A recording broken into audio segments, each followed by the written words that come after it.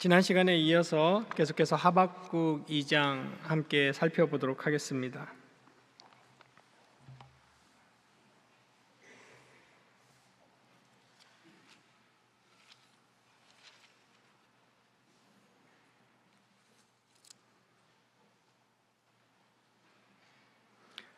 네, 하박국 1장 12절로 2장 1절 말씀입니다. 하박국 1장 12절로 2장 1절 말씀, 저와 여러분이 한 절씩 교독하고 마지막 절은 합독하겠습니다.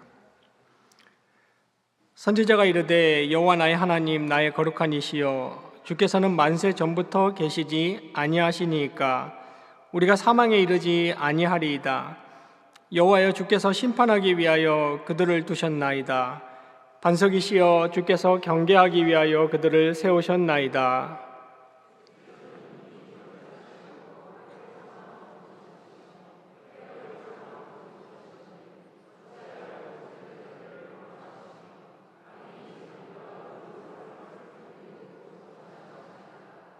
주께서 어찌하여 사람을 바다의 고기 같게 하시며 다스리는 자 없는 벌레 같게 하시나이까?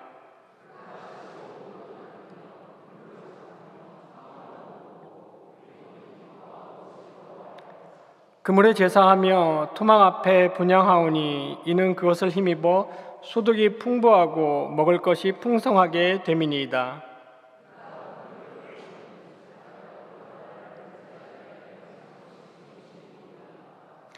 내가 내 파수하는 곳에 서며 성루에 서리라.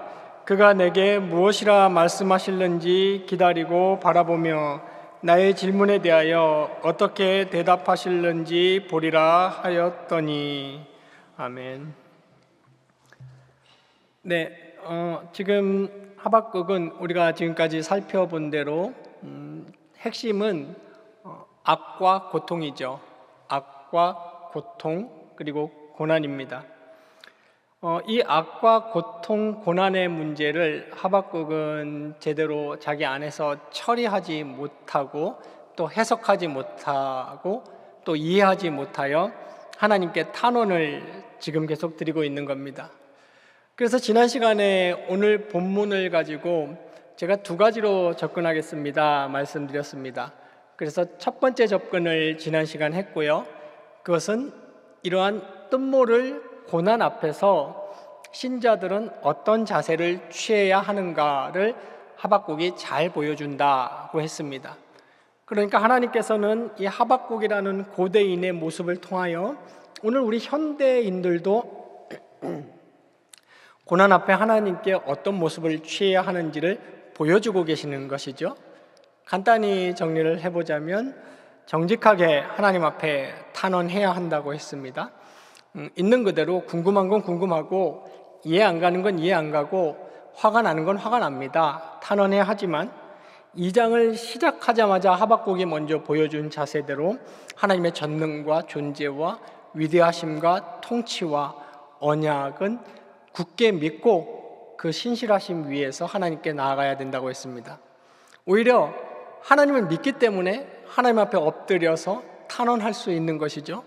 만약에 믿을 만한 존재가 못 된다면 뭐하러 그 앞에 나가서 토로하고 탄원을 하겠습니까?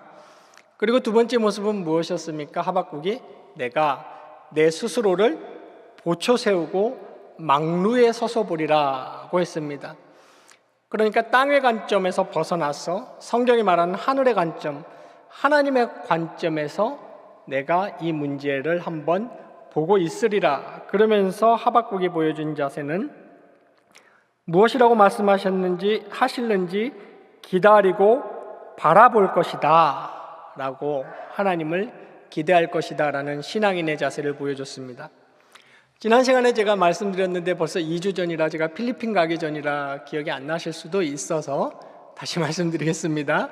제가 한 번은 지난 시간처럼 하박국의 신앙인의 자세를 말할 것이고, 한 번은 오늘 본문이 주요하게 다루고 있는 악과 고통과 고난의 문제에 대해서 기독교적 변증을 간단히 소개해 드리겠습니다. 얘기했습니다. 오늘이 그 두 번째 시간이에요. 고난이 있다, 악이 있다, 고통이 있다라는 것을 기독교적으로 어떻게 변증할 것인가. 제가 이 말씀을 왜 드리냐면 오늘 시간만큼은 제가 짧고 간단하고 쉽게 할 겁니다만은 변증이다 보니 불가피하게 조금 철학적인 얘기가 들어갑니다. 지루하실 수도 있어요. 근데 한 번은 들으셔야 됩니다. 반드시. 조금 철학적인 얘기가 들어가고 약간 논증하는 방식으로 할 겁니다. 그러니까 잘 따라오셔야 됩니다.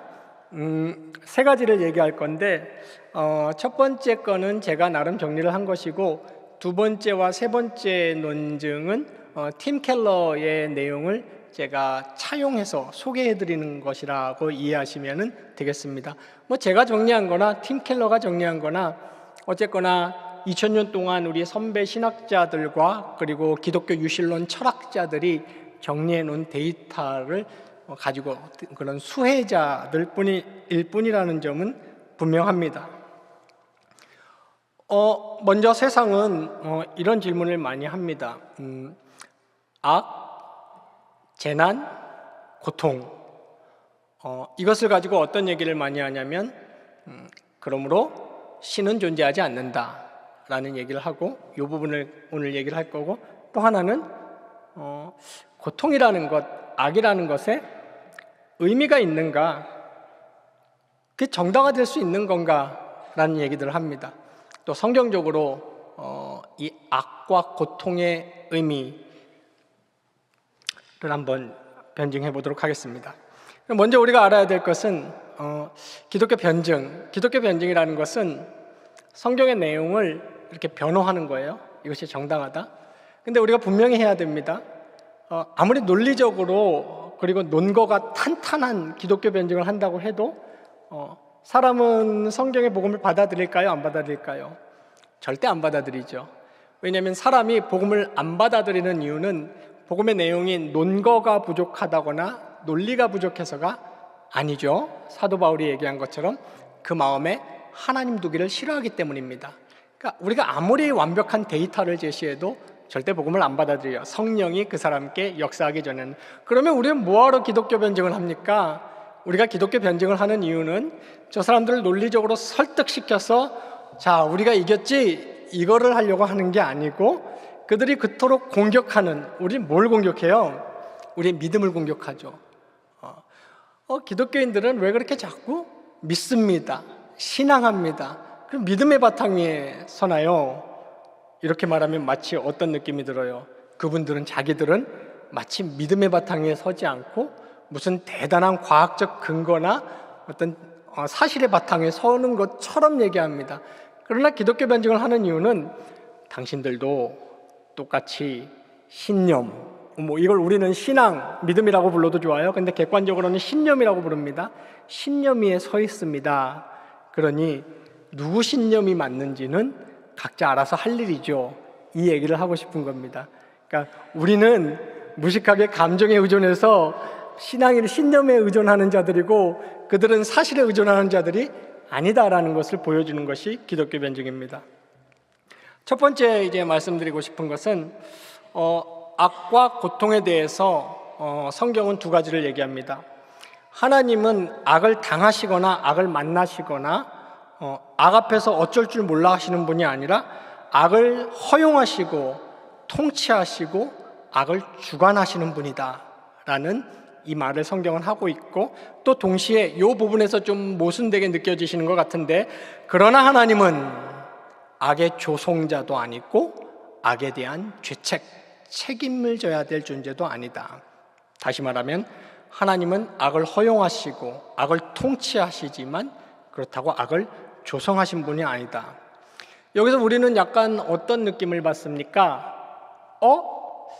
논리적으로 약간 모순인 것 같아요. 논리적으로 말이 안 된다, 이런 느낌을 받는데, 성경은 무슨 얘기를 하냐면 논리적으로 말이 안 된다고 해서 사실이 아닌 건 아니다, 이 얘기를 합니다. 이해하셨나요? 네. 이 세상은 논리는 굉장히 중요한 도구지만 이 논리라는 도구를 탁탁탁탁 갖다 댄 다음에 이 논리에 딱딱 맞아 떨어지면 사실, 이 논리라는 도구에 안 맞아 떨어지면 거짓이라고 할 수 없어요. 왜냐하면 우리가 살고 있는 이 존재 세계는 인간이 사용하는 직관적 논리라는 것에 맞아떨어지지 않는 것들이 굉장히 많답니다. 말 그대로 굉장히 많아요.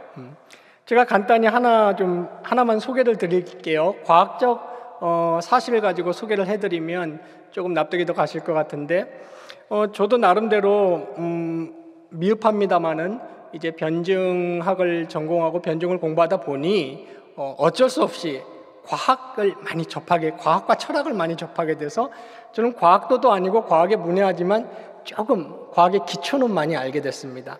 예를 들면 이런 거죠. 과학적 논리에 의하면 열이 있는데 열에서 멀어질수록 뜨거워질까요? 차가워질까요? 너무 쉬운 걸 물어보셔서 기분 나쁜 눈빛으로 저를 보고 계시는데, 네. 열에서 멀어질수록 차가워져요. 네, 이것은 과학적 사실이고 이건 논리예요.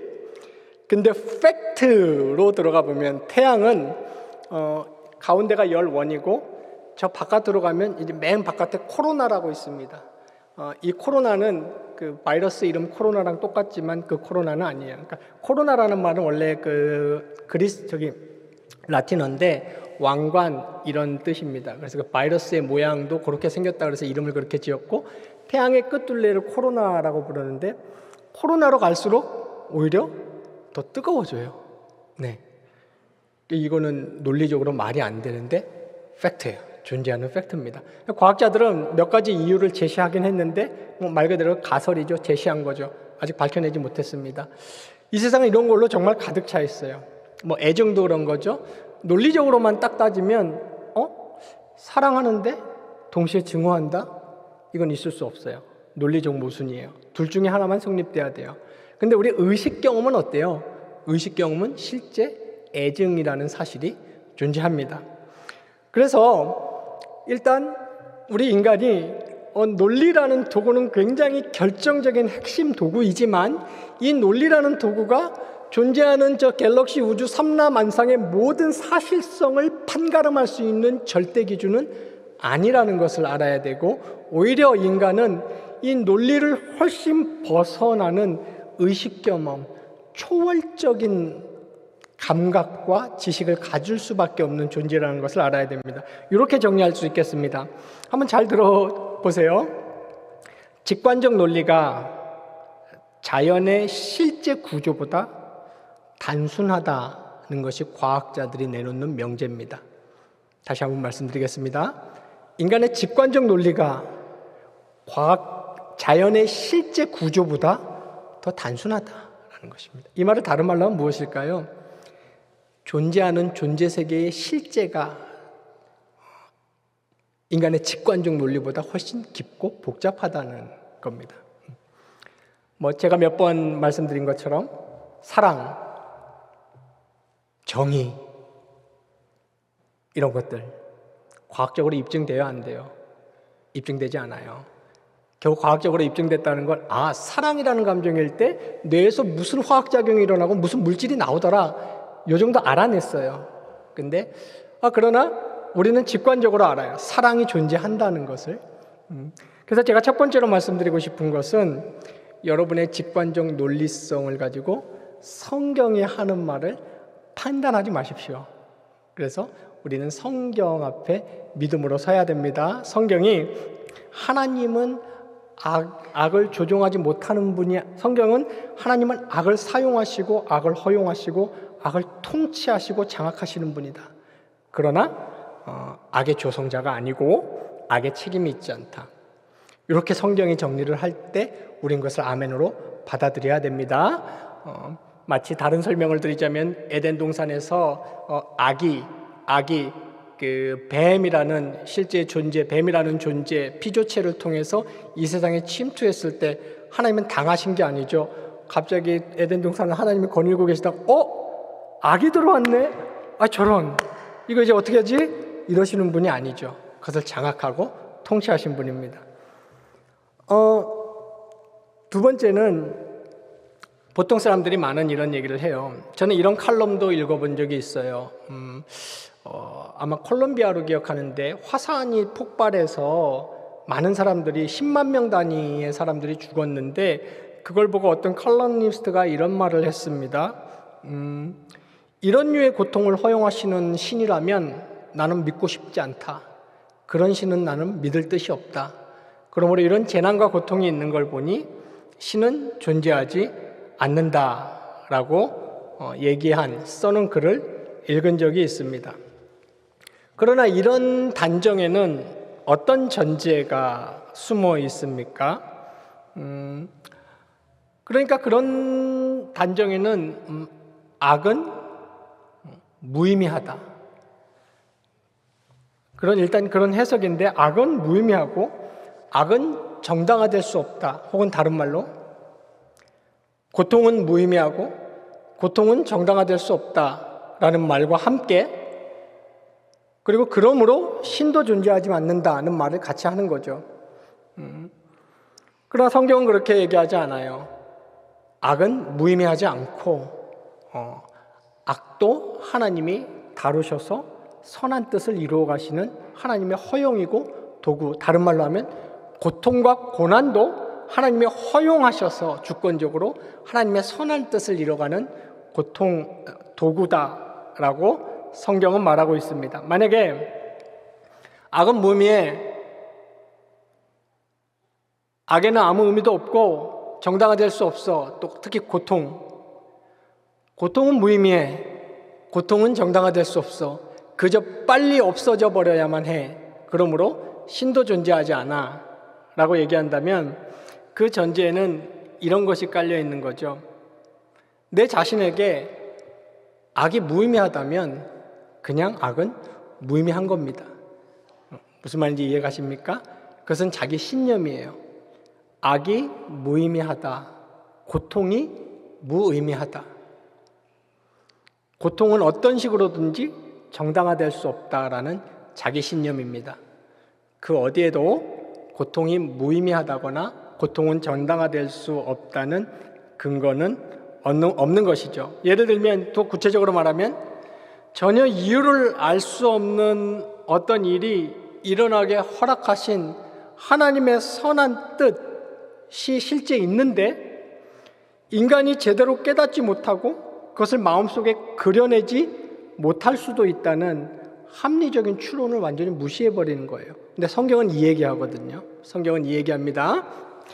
전혀 우리로서는 이유를 알 수 없는 하나님이 선한 뜻, 이유를 알 수 없는 일이 일어나게 하신 하나님의 선한 뜻이 있다. 그런데 인간은 그것을 제대로 깨닫지 못할 수 있고 마음속으로 그것을 제대로 그려내지 못할 수 있다. 성경은 이렇게 얘기합니다. 아까 말한 그런 칼럼니스트의 그런 주장은 어떤 신앙이 깔려 있는 겁니까? 인간의 인식력에 대한 거대한 믿음, 신앙이 깔려 있는 것이죠. 인간의 지성으로 속속들이 다 파헤쳐도 고통에 대한, 고난에 대한 그럴듯한 답을 찾아낼 수 없다면 그 고난에는 의미가 없는 것이다. 이렇게 단정해 버리는 건데 그것이야말로 굉장히 맹목적인 신앙입니다. 엘빈 플란팅가가 이런 비유를 썼어요. 미국의 이제 분석 철학의 대가인데 그 플란팅가라는 철학자가 이런 비유를 했습니다. 텐트 비유를 했는데 자동차 비유로도 회자되고 저는 자동차 비유를 더 좋아하니까 자동차 비유를 하겠습니다. 자동차 안에서 덩치가 큰 셰퍼드가 있느냐 없느냐 이것은 인간의 인식력이 명백하게 확인할 수 있다고 얘기해요. 그냥 차를 쓱 봐서 엄청 큰 셰퍼드가 있다, 없다 인식할 수 있습니다. 그러나 불개미 아시죠? 불개미 2mm짜리 1mm에서 2mm라 그럽니다. 이 안에 불개미 한 마리가 있느냐 없느냐 자동차 안에 이렇게 자동차 문을 열고 인간의 인식력이 확인할 수 있어요? 없어요? 확인할 수 없어요. 확인할 수 없을 확률이 훨씬 높습니다. 그때는 우리는 이렇게 말하면 안 되는 거예요. 이 안에는 불개미가 없습니다. 이렇게 말하는 비과학적인 말이에요. 비논리적인 말입니다. 어떻게 말하는 게 과학적이고 합리적인 말입니까? 제 눈에는 안 보여요. 돌아다니는 소리가 제 귀에는 안 들려요. 아무리 들여다봐도 불개미가 있는지 없는지 인지할 수가 없어요. 이렇게 말하는 게 합리적이고 과학적인 사고방식입니다. 그런데 만약에 고통이 존재해. 고통의 의미를 찾을 수가 없어. 고난은 왜 있는 거야? 그러므로 고난은 무의미해 라고 단정 짓거나 심지어는 그러므로 하나님은 존재하지 않아 까지 나아간다면 아까 그 사람이랑 똑같은 거예요. 내 인지력이 파악할 수 없으니 의미 없어. 하나님 없어. 이러는 거랑 똑같다고 엘빈 플랜팅가는 아주 지혜롭게 잘 말했습니다. 그리고 또 한 가지는 인간은 이렇게 이론적으로 뿐만 아니라 경험적으로도 고난이 의미가 있음을 우리는 경험적으로 압니다. 보통 사람들이 정말 성숙해지고 지혜로워지고 삶의 의미를 발견할 때는 언제입니까? 누구나 예외 없이 어려운 일을 겪고 나서예요. 어려운 일을 통과했을 때입니다. 그때 누구나, 그래서 우리는 일부러 자녀들에게도 오냐 하면서 다 주진 않잖아요. 어떤 식으로든지 약간 어려움을 겪게 만들고 결핍을 겪게 만듭니다. 그것은 우리가 경험적으로 알아요. 그것을 통하여 우리는 성장하고 성화되고 발전한다는 것을 압니다. 그것은 성경에 가득 차 있는 얘기입니다. 요셉, 아브라함, 요셉이 대표적인 인물이죠. 요셉은 혹독한 고난의 세월을 통해서 성품이 다듬어지고 단단해진 것을 알 수 있습니다. 그러니까 우리가 성경을 통해서 알 수 있는 것은 무엇입니까? 하나님이 백성을 성화시키시고 그리고 자신의 선한 뜻을 완성해 나아가는 역사입니다. 역사 속에서 이 고난, 고통이라는 것을 다루고 계신다는 것이 성경의 설명입니다. 우리는 이것을 겸손히 받아들여야 돼요. 하나님은 역사를 통해 자신의 선한 뜻을 이루고 우리를 하나님의 사람으로 다루어 나가는 데 있어서 이 고난이라고 부르는 이것, 이 고통이라고 부르는 이 아픔이라고 부르는 이것을 다루고 계시는구나 라는 것이 성경의 가르침입니다. 그러므로 우리는 고난이 싫어요. 고난을 좋아하는 사람이 어디 있어요? 고통을 즐기는 사람이 어디 있겠습니까? 그러나 우리는 성경의 그런 가르침을 경험하게 받아들여야 합니다.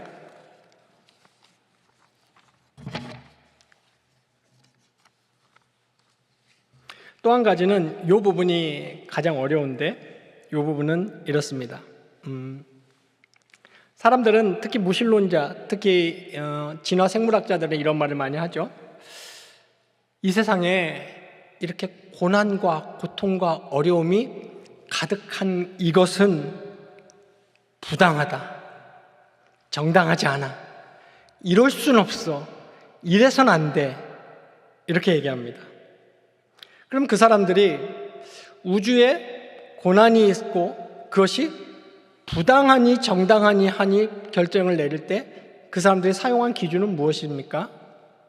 도대체 무슨 기준을 가지고 부당하니 정당하니 결론을 내린 걸까요?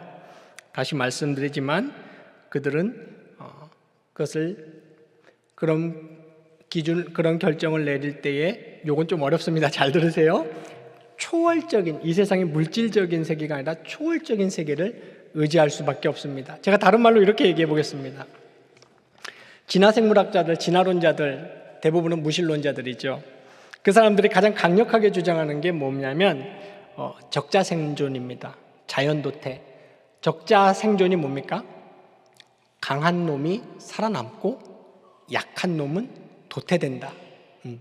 그리고 이것을 어떻게 표현하면 이건 자연스러운 일이다. 이것이 존재세계의 순리다 이렇게 얘기합니다. 강한 놈이 살아남고 약한 놈이 도태되는 자연도태 적자생존에는 어떤 게 핵심으로 존재하냐면 고통이 존재합니다. 예를 들면 거기는 죽음, 파멸, 약자에 대한 강자의 폭력, 이런 건 다 악이고 고난이고 고통입니다. 그리고 그것을 어떻게 이해하냐면 이 모두가 자연스러운 일이라는 발상을 갖고 있습니다. 그렇게 얘기하면서도 또 어떻게 얘기합니까? 그 사람들은 이 세상에 이렇게 고난과 고통이 가득하다니 이 세상은 부당해, 이렇게 얘기합니다. 굉장한 모순이죠. 네, 자연스러운 일이라고 해놓고 또 한편으로는 그것이 부당하다고 얘기합니다. 그러니까 그 사람들의 이 내면 영혼 깊은 곳에는 뭐가 있는 거예요? 이것이 부당하다고 느끼는 판단 근거로 삼을 만한 자연계를 벗어난, 그러니까 초자연적인 표준이 존재한다는 것을 그 사람들은 어렴풋이 알고 있는 겁니다. 달리 표현하면 이렇습니다. 이것이 부당하니 정당하니라는 의미를 부여하신 분은 하나님이고 그 기준을 주신 분은 하나님이에요. 그 사람들 말대로 어떤 강한 놈이 살아남고 그냥 물질은 그렇게 돌아가는 거라면 거기에 부당이니 정당이니 옳으니 그르니 할 게 없어요. 그냥 현상만 있는 거예요. 피나메논, 현상만. 네, 잡아먹혔네, 잡아먹었네, 배고프네, 즐겁네, 그냥 하나의 현상이에요. 그것을 가지고 이것이 옳다, 그르다, 저러면 된다, 안 된다, 도덕률이 거기 존재할 수가 없는 거예요. 그저 그런 일이 일어났다, 이렇게 얘기할 수밖에 없는 거예요. 근데 그저 그런 일이 일어날 그 일을 거기서 그치지 않고 옳다, 그르다, 부당하다, 정당하다고 말할 수 있는 이유는 이미 그 마음에 물질 세계를 초월하는 초월자가 있다는 것을 의미하는 것입니다. 그래서 아까 말씀드렸던 그 분석 철학자인 엘빈 플란팅가도 합리적이고 이성적인 우리를 초월하는 어떤 존재가 있지 않다면 우리는 도덕이니 뭐니 하는 것을 이야기할 수도 없고 해서는 안 된다고 얘기했습니다. 그러므로 이 비극적인 고통이나 불이나 악은 오히려 그 사람들이 주장하는 것처럼 하나님의 없음을 나타내는 현상들이 아니라 오히려 하나님이 계신 초월자가 있음을 나타내는 현상들인 것입니다. 자, 제가 서두에 말씀드렸습니다. 이게 결국은 무슨 싸움이에요? 신념 싸움. 우리는 신앙이라고 부릅니다. 신앙 싸움이에요.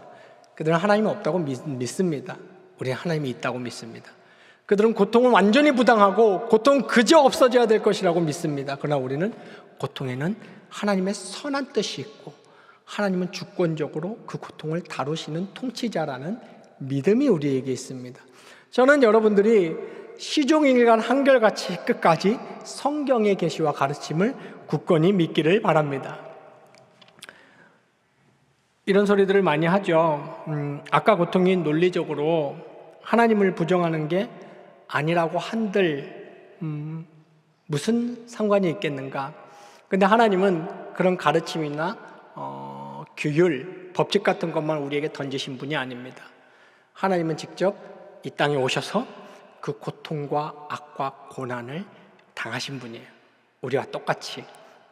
그러므로 그리스도인들이나 기독교는 그 누구도 뭘 그래, 다 모든 것이 합력하여 선을 이뤄, 야야 너 그렇게 자꾸 슬퍼하고 낙심하면 너 믿음 없는 거다, 이렇게 말하면 안 돼요.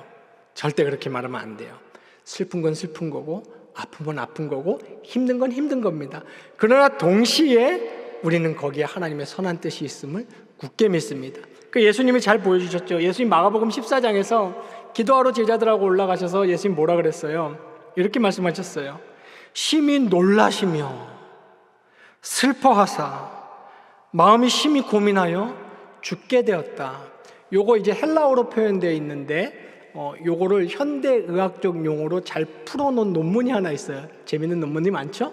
그 논문을 읽어봤더니 예수님의 이 헬라어 표현 심히 놀라고 슬퍼하며 고민하여 죽게 되었다, 이거를 현대의학 용어로 쇼크라고 부르더라고요. 쇼크. 그러니까 예수님은 너무 힘드셔서 그 쇼크 상태까지 빠지신 거예요. 어느 정도 쇼크 상태까지 빠졌냐면 성경에 뭐라고 표현합니까? 땀이 얼마나 기도할 때 흐르든지 그 땀 떨어지는 게 마치 핏방울 떨어지는 것 같았다 그랬습니다. 피 떨어지면 땀은 줄줄 흐르지만 피 어떻게 떨어져요? 툭툭툭툭 떨어지잖아요. 땀이 그렇게 떨어질 정도로 예수님은 굉장히 힘들어 하셨습니다. 그는 역사 속의 위인들도 마찬가지예요. 마틴 루터가 그 유명한 보름스 국회에 서서 우리는 그 아름다운 기사만 기독교의 역사에서 읽잖아요. Here I stand 다 그랬잖아요. 나는 여기 섰다. 나는 내 신앙을 철회하지 않겠다. 그 국회에 서서 너 지금 기독교 신앙 철회 안 하면 좀 화형을 시킬 것이다. 시켜라. Here I stand 다 이랬어요. 근데 이제 기록을 보면, 문헌을 보면 그 전날 무슨 일이 있었어요. 그 전날 루터가 보름스 국회에 사실 섰는데 아래층에서 창을 가지고 군사들이, 그때는 나무바닥이잖아요, 쿵쿵쿵쿵 쳤어요. 일부러 공포감을 조성하기 위해서. 그때 루터가 바지에다가 오줌을 저리면서 2번이나 주저앉았다 그랬습니다. 굉장히 무서워했던 거죠. 그리고 국회에 요청했어요. 하룻밤만 더 생각할 시간을 달라. 그래서 거의 끌려가다시피 감옥으로 들어갔다라는 기록이 있습니다. 그게 현실이죠. 그게 사실이죠. 성경이나 역사는 그러나 루터는 결국은 그럼에도 불구하고 그 다음 날은 죽을 준비돼 있다라고 얘기했습니다. 예수님은 저와 여러분이 힘들지 않다, 힘들지 마라 그렇게 얘기하시는 분이 아닙니다. 나도 힘들었다는 것을 보여주신 분이고, 그러나 끝까지 그 고난 속에 고난이 무의미하다거나 빨리 없어져 버려야 되는 것이라고 그렇게 말하지 마라, 그렇게 바라보지 마라. 그것을 다스리시고 통치하시는 하나님이 계시다는 것을 보고 믿어라고 성경은 그렇게 얘기합니다.